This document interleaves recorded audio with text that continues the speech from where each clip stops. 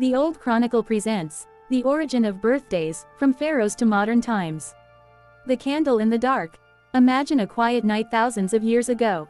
The desert winds sweep across the Nile, the stars burn bright, and inside the palace of a pharaoh, priests light torches as they chant hymns to the gods. A feast is being prepared, not to honor the day of his natural birth, but the day the pharaoh was reborn as divine ruler. This, as far as we know, is one of the earliest birthdays celebrated in human history. But how did we go from the sacred feasts of kings and gods to balloons, birthday cakes, and the cheerful chorus of "Happy Birthday to You"? The journey of birthday traditions spans more than 5,000 years, weaving together religion, mythology, politics, and the timeless human need to mark the passing of life. Let us step back through time, page by page, to trace how the world began celebrating birthdays. Egypt. The birth of a god. The story begins in ancient Egypt, around 3000 BCE. The Egyptians held life and death in deep reverence. To them, the pharaoh was not merely a man but a god in human form.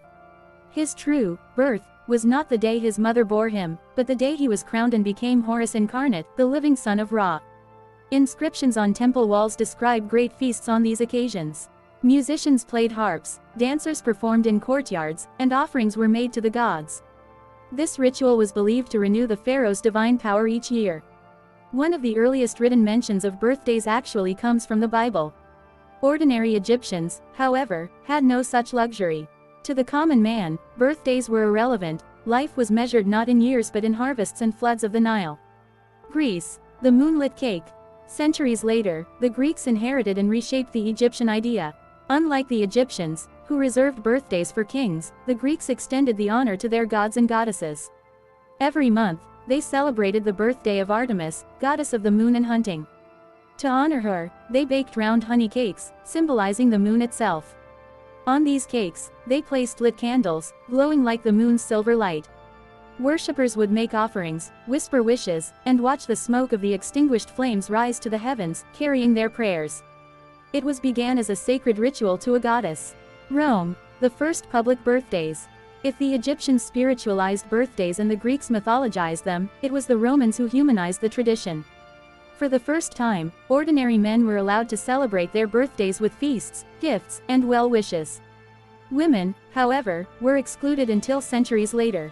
Friends would bring offerings, gladiatorial games might coincide with an emperor's birthday, and the state declared public holidays to honor imperial birthdays.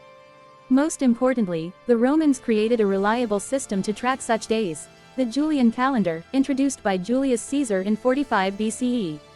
With dates now firmly fixed, birthdays could be remembered and celebrated annually without confusion. But birthdays also had a mystical side. Romans believed genius, a protective spirit, was assigned to every person at birth. On one's birthday, offerings were made to this guardian spirit, a practice that echoes in the modern idea of birthday wishes and blessings. Christianity. From rejection to acceptance.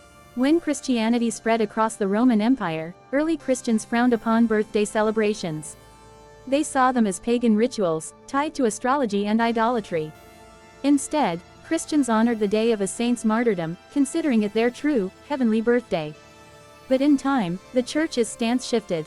By the 4th century, the birth of Jesus Christ was established as Christmas. This sanctified the idea of celebrating a holy birth.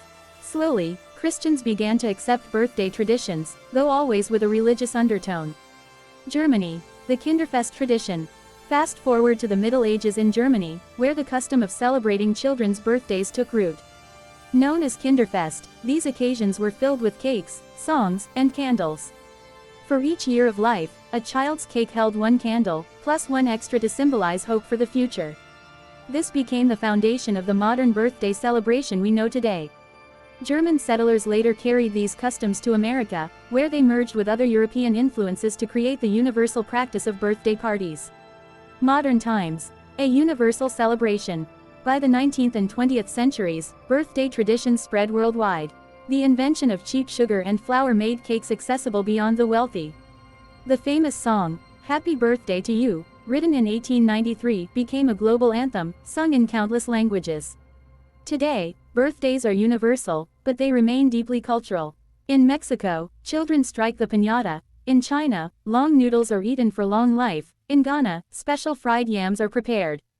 Everywhere, the birthday is not just about marking time but about affirming identity, love, and community. From pharaohs crowned as gods to Artemis's glowing moon cakes, from Roman feasts to German